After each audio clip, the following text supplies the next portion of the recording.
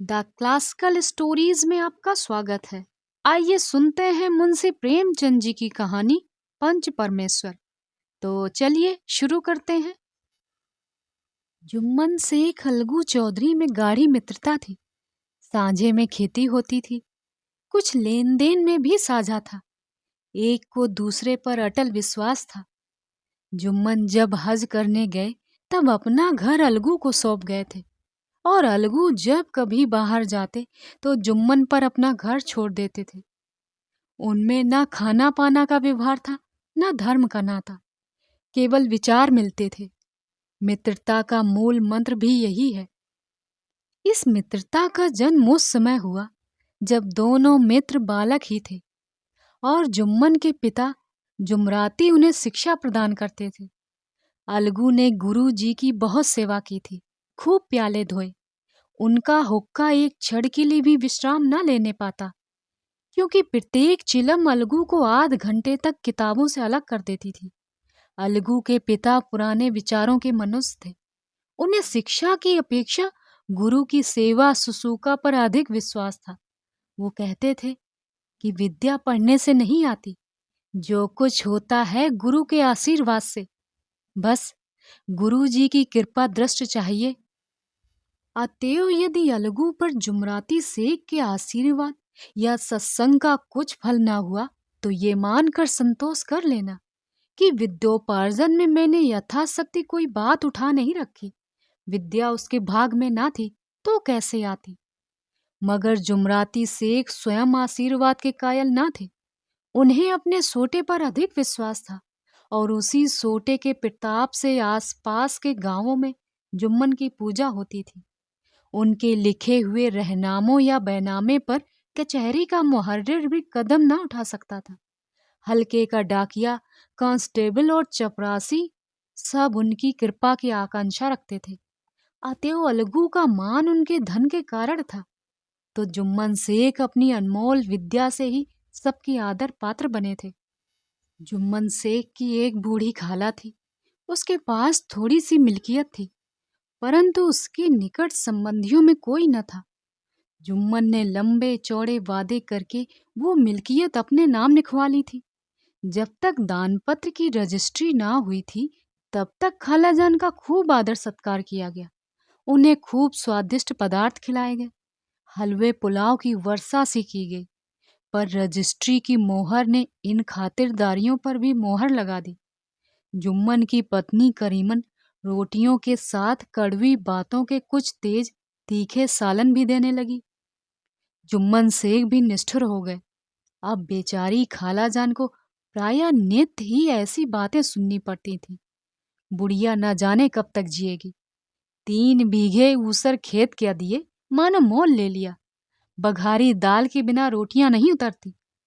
जितना रुपया इनके पेट में झोंक चुके, उतने में तो अब गांव भर मोल ले लेते।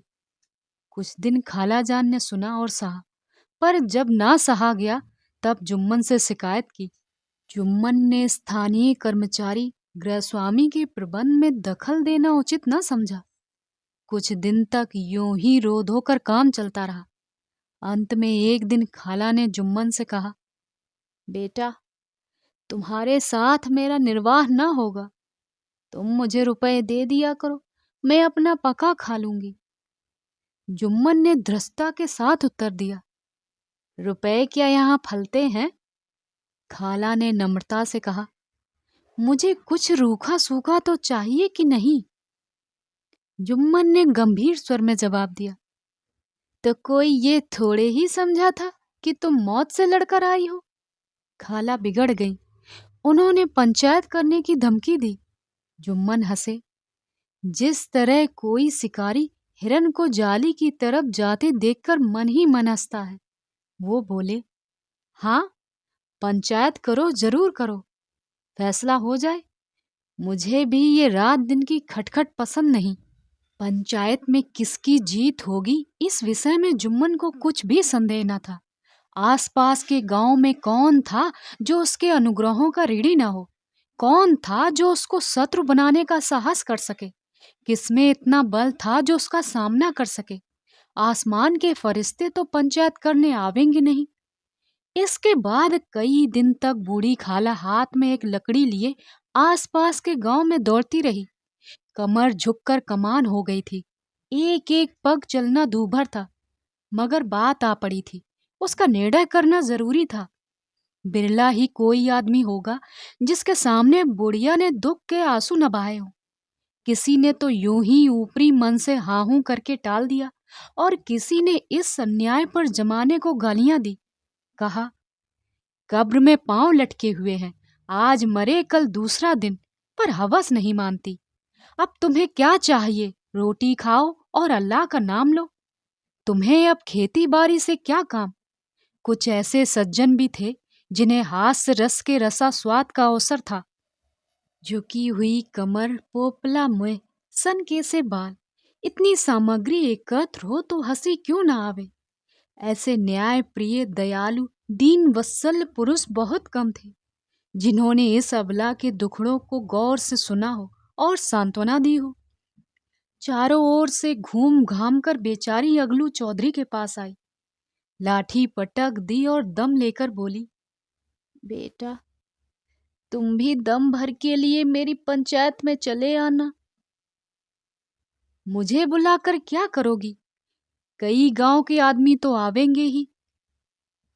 अपनी विपत तो सबके आगे रो आई, अब आने न आने का अख्तियार उनको है। यूं आने को आ जाऊंगा, मगर पंचायत में मुंह ना खोलूंगा। क्यों बेटा? अब इसका क्या जवाब दूं? अपनी खुशी। जुम्मन मेरा पुराना मित्र है, उससे बिगाड़ नहीं कर सकता। बेटा, क्या बिगाड़ के डर से ईमान की बात भी न कहोगे? हमारे सोए हुए धर्म ज्ञान की सारी संपत्ति लुट जाए तो उसे खबर नहीं होती, परंतु ललकार सुनकर वो सचेत हो जाता है, फिर उसे कोई नहीं जीत सकता।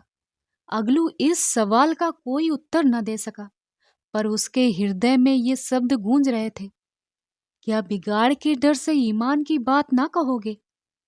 संध्या समय एक पेड़ के नीचे पंचायत बैठी। शेख जुम्मन ने पहले से ही फर्श बिछा रखा था। उन्होंने पान, इलायची, हुक्के, तंबाकू आदि का प्रबंध भी किया था।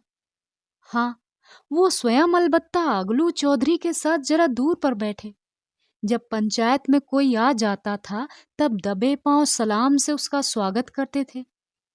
जब सूर्य अस्त हो गया और चिड़ियों की कलरव पंचायत पेड़ों पर बैठी, तब यहाँ भी पंचायत शुरू हुई।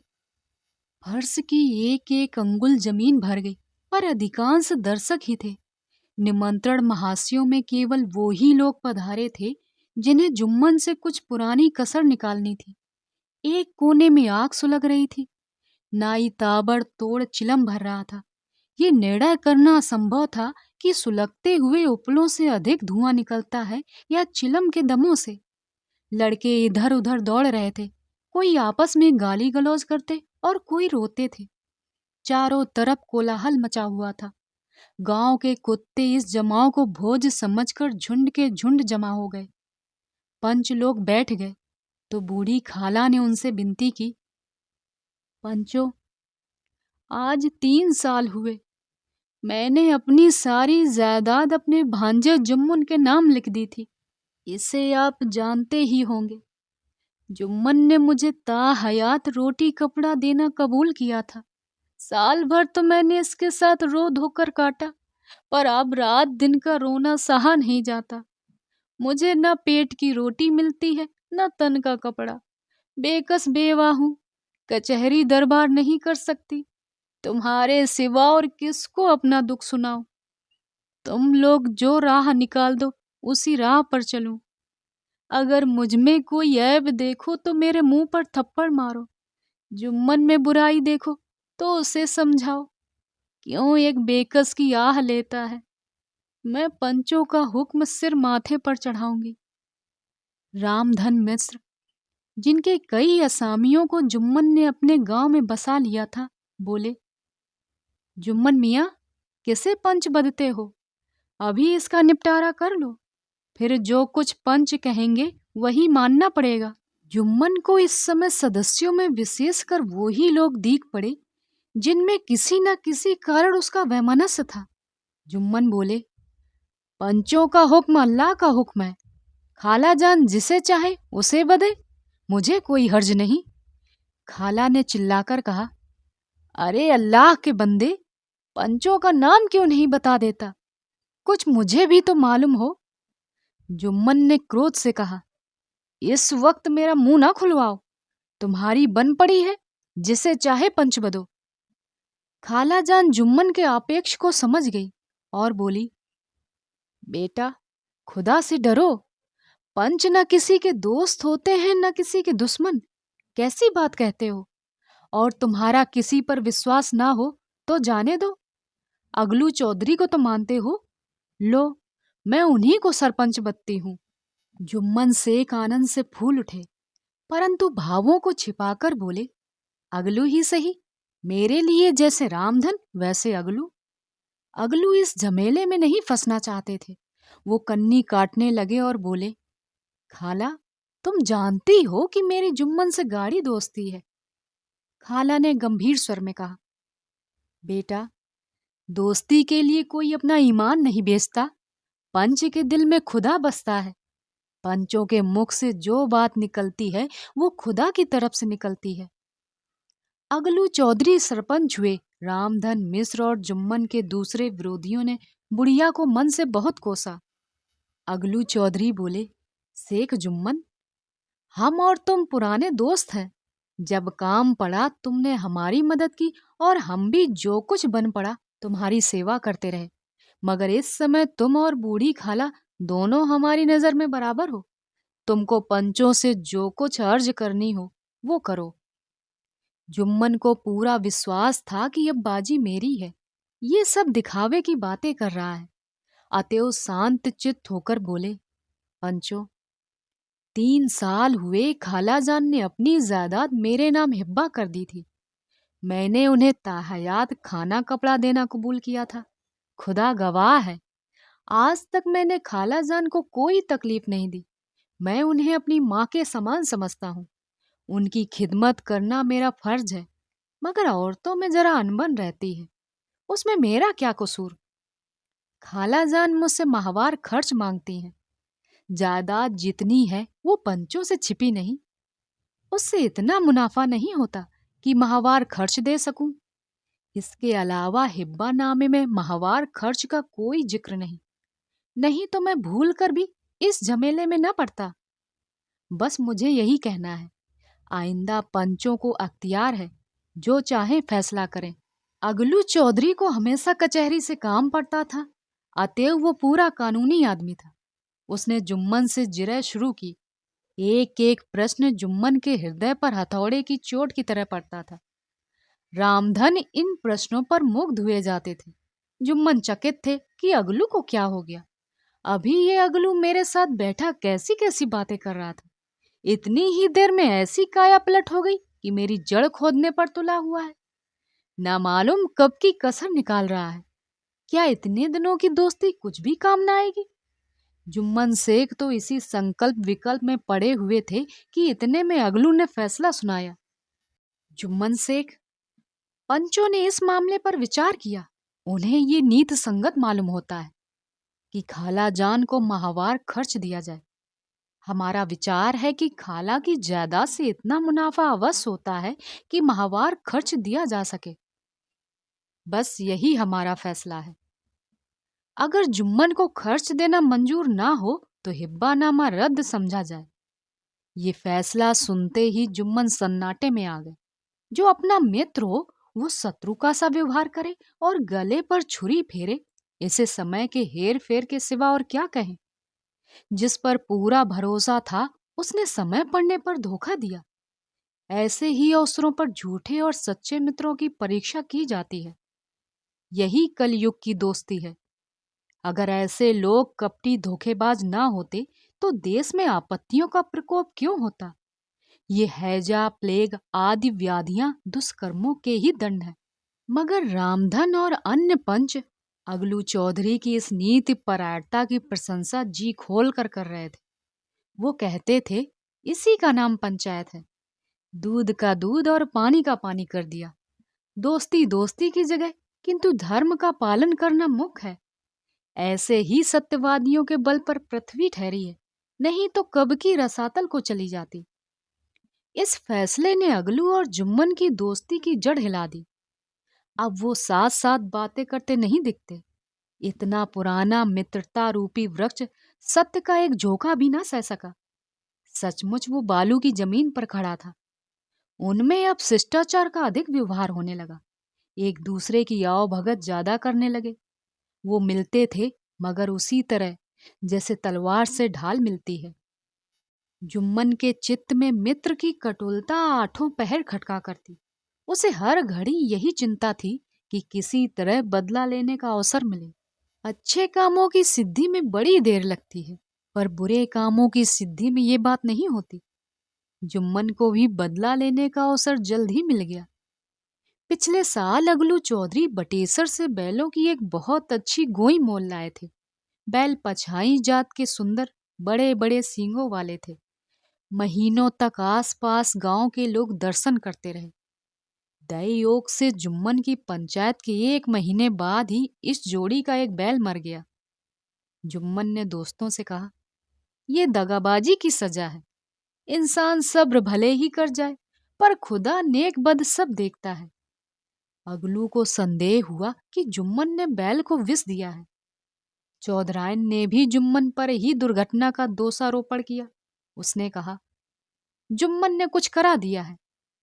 चौधरायन और करीमन में इस विषय पर एक दिन बहुत ही वाद विवाद हुआ। दोनों देवियों ने शब्द बाहुल की नदी बहा दी। व्यंग, अनियोक्ति और उपमा आदि अलंकारों में बातें हुई। जुम्मन ने किसी तरह शांति स्थापित की। उन्होंने अपनी पत्नी को डांट डपट कर समझा दिया। वो उसे रणभूमि से हटा भी ले गए। उधर अगलू चौधरी ने समझाने बुझाने का काम अपने तर्कपूर्ण सोटे से लिया। अब अकेला बैल किस काम का? उसका जोड़ बहुत ढूंढा गया, पर ना मिला। निदान ये सलाह ठहरी कि इसे बेच डालना चाहिए। गांव के एक समझू साहू थे। वो इक्का गाड़ी हाँकते थे और गांव के गुड़ घी लाद कर मंडी ले जाते थे। मंडी से तेल नमक भर लाते और गांव में बेचते। इस बैल पर उनका मन लहराया। उन्होंने सोचा, ये बैल हाथ लगे तो दिन भर में बेग खटके 3 खेप हों। आजकल तो एक ही खेप में लाले पड़े हैं। बैल देखा, गाड़ी में दौड़ाया। बैल भैरी की पहचान कराई, मोल तोल किया और उसे लाकर द्वार पर बांध भी दिया। 1 महीने में दाम चुकाने का वादा ठहरा। चौधरी को भी गरज थी ही, घाटे की परवाह न की। समझू साहू ने नया बैल पाया तो लगे उसे रगेदने। एक दिन में 3-3 4-4 खेपे करने लगे। ना चारे की फिक्र थी ना पानी की, बस खेपों से काम था। मंडी ले गए, वहां कुछ रूखा सूखा सामने डाल दिया। बेचारा जानवर अभी दम भी ना लेने पाया था कि फिर जोत दिया। अगलू चौधरी के घर था तो चैन की बंसी बजती थी। बैलराम छठे छमाहे कभी बहली में जोते जाते थे। खूब उछलते कूदते और कोसों तक दौड़ते चले जाते थे। वहां बैलराम का रातिब था। साफ पानी, दली हुई अरहर की दाल और भूसे के साथ खली। और यही नहीं, कभी कभी घी का स्वाद भी चखने को मिल जाता था। शाम सवेरे एक आदमी खरहरे करता, पोंछता और सहलाता था। कहाँ वो सुख चैन, कहाँ ये आठों पहर की खपत। महीने भर में ही वो पिस सा गया। इक्के का ये जुआ देखते ही उसका लहू सूख जाता था। एक एक पग चलना दूभर था, हड्डियां निकल आई थी, पर था वो पानीदार, मार की बर्दाश्त ना थी। एक दिन चौथी खेप में साहू जी ने दूना बोझ लादा। दिन भर का थका जानवर पैर न उठते थे, पर साहू जी कोड़े फटकारने लगे। बस फिर क्या था, बैल कलेजा तोड़कर चला। कुछ दूर दौड़ा और चाहा कि जरा दम ले लूं, पर साहू जी को जल्द पहुंचने की फिक्र थी। अतएव उन्होंने कई कोड़े बड़ी निर्दयता से फटकारे। बैल ने एक बार फिर जोर लगाया, पर अब की बार शक्ति ने जवाब दे दिया। वो धरती पर गिर पड़ा और ऐसा गिरा कि फिर न उठा। साहू जी ने बहुत पीटा, टांग पकड़कर खींचा, नथनों में लकड़ी ठूस दी, पर कहीं मृतक भी उठ सकता है। तब साहू जी को कुछ शक हुआ। उन्होंने बैल को गौर से देखा। खोलकर अलग किया और सोचने लगे कि गाड़ी घर कैसे पहुंचे। बहुत चीखे चिल्लाए, पर देहात का रास्ता बच्चों की आग की तरह सांझ होते ही बंद हो जाता है। कोई नजर ही ना आया। आसपास कोई गांव भी ना था। मारे क्रोध के उन्होंने मरे हुए बैल पर और दुर्रे लगाए और कोसने लगे। अभागे, तुझे मरना ही था तो घर पहुंचकर मरता। ससुरा बीच रास्ते में मर गया, अब गाड़ी कौन खींचे। इस तरह साहू जी खूब जले भुने। कई बोरे गुड़ और कई पीपे घी उन्होंने बेचे थे। 200-250 रुपए कमर में बंधे थे। इसके सिवा गाड़ी पर कई बोरे नमक थे। अतएव छोड़कर जा भी ना सकते थे। लाचार बेचारे गाड़ी पर ही लेट गए। वहीं रथ जगह करने की ठान ली। चिलम पी, गाया, फिर हुक्का भी पिया। इस तरह साहू जी आधी रात तक नींद को बहलाते रहे। अपनी जान में तो वो जागते ही रहे, पर पांव फटते ही नींद टूटी और कमर पर हाथ रखा तो थैली गायब। घबराकर इधर उधर देखा तो कई कनस्तर तेल भी नदारद। अफसोस में बेचारे ने सिर पीट लिया और पछाड़ खाने लगा। प्रातःकाल रोते बिलखते घर पहुंचे। सहुआइन ने जब पूरी बात सुनी तो पहले तो रोई, फिर अगलू चौधरी को गालियां देने लगी। निगोड़े ने ऐसा कुलच्छनी बैल दिया कि जन्म भर की कमाई लुट गई। इस घटना को बहुत दिन बीत गए। अगलू जब अपने बैल के दाम मांगते तब साहू और सहुआइन दोनों ही झल्लाए हुए कुत्ते की तरह चढ़ बैठते और अनसन बकने लगते। वाह, यहाँ तो सारे जन्म की कमाई लुट गई, सत्यानाश हो गया, इन्हें दामों की पड़ी है। मुर्दा बैल दिया था, उस पर दाम मांगने चले हैं। आंखों में धूल झोंक दी। सत्यानाशी बैल गले बांध दिया। हमें निरा पोंगा ही समझ लिया है। हम भी बनिए के बच्चे हैं, ऐसे बुद्धू कहीं और होंगे। पहले जाकर किसी गड्ढे में मुंह धोआ, तब दाम लेना। ना जी मानता हो तो हमारा बैल खोल ले जाओ। महीने भर के बदले 2 महीने जोत लो, और क्या लोगे। चौधरी के अशुभ चिंतकों की कमी न थी। ऐसे अवसरों पर वो भी एकत्र हो जाते और साहू जी के बराने की पुष्ट करते। परंतु 150 रुपए से इस तरह हाथ धो लेना आसान न था। एक बार वो भी गर्म पड़े। साहू जी बिगड़ कर लाठी ढूंढने चले गए। अब सहुआइन ने मैदान लिया। प्रश्नोत्तर होते होते हाथापाई की नौबत आ पहुंची। सहुआइन ने घर में घुसकर किवाड़ बंद कर लिए। शोरागुल सुनकर गांव के भले मानुस घर से निकले और परामर्श देने लगे। इस तरह से काम न चलेगा, पंचायत कर लो, जो कुछ तय हो जाए उसे स्वीकार कर लो। साहू जी राजी हो गए। अगलू ने भी हामी भर ली। पंचायत की तैयारियां होने लगी। दोनों पक्षों ने अपने अपने दल बनाने शुरू कर दिए। इसके बाद तीसरे दिन उसी वृक्ष के नीचे पंचायत बैठी। वही संध्या का समय था। खेतों में कौवे पंचायत कर रहे थे। विवादग्रस्त विषय ये था कि मटर की फलियों पर उनका कोई स्वामित्व है या नहीं, और जब तक ये प्रश्न हल न हो जाए तब तक वो रखवालों की पुकार पर अपनी अप्रसन्नता प्रकट करना आवश्यक समझते थे। पेड़ की डालियों पर बैठी सुख मंडली में ये प्रश्न छिड़ा हुआ था कि मनुष्यों को उन्हें वैमनुष्य कहने का क्या अधिकार, जब उन्हें स्वयं अपने मित्रों से दंगा करने में संकोच नहीं होता।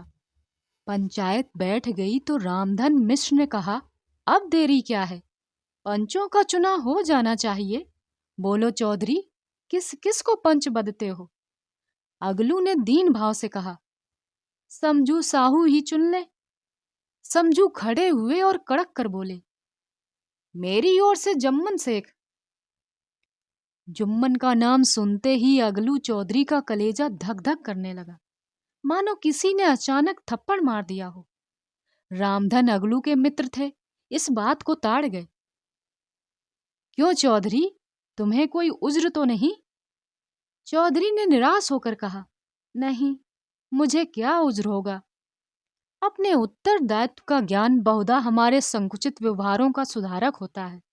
जब हम राह भूलकर भटकने लगते हैं तब यही ज्ञान हमारा विश्वसनीय पथ प्रदर्शक बन जाता है। पत्र संपादक अपनी शांत कुटी में बैठा हुआ कितनी धृष्टता और स्वतंत्रता के साथ अपनी प्रबल लेखनी से मंत्रिमंडल पर आक्रमण करता है।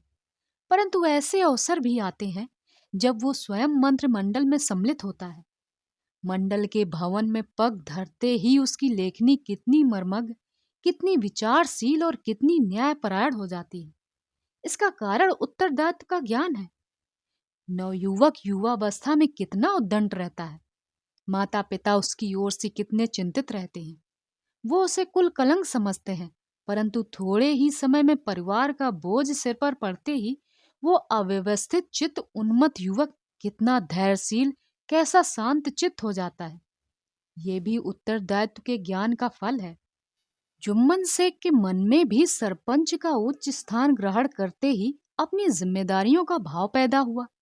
उसने सोचा, मैं इस वक्त न्याय और धर्म के सर्वोच्च आसन पर बैठा हूँ।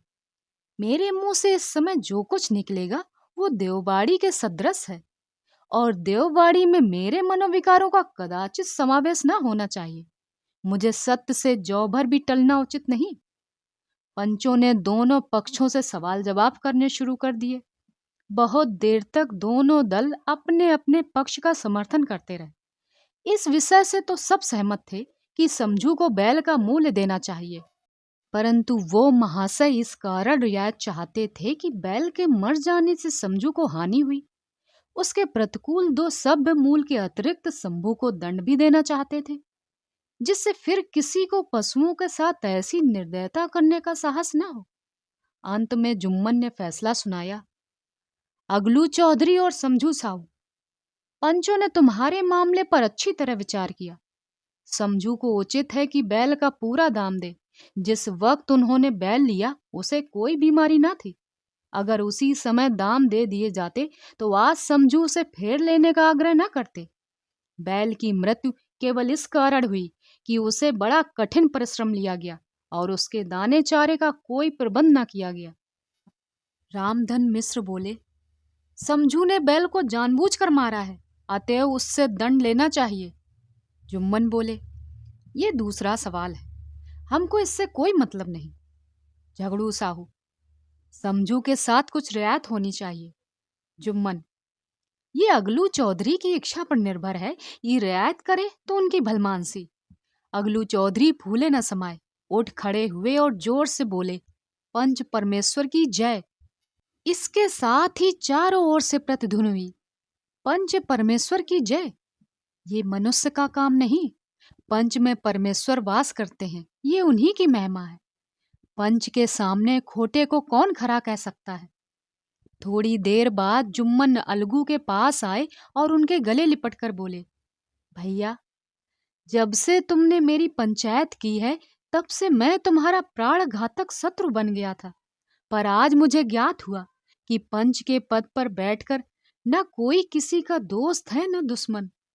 न्याय के सिवा उसे और कुछ नहीं सूझता।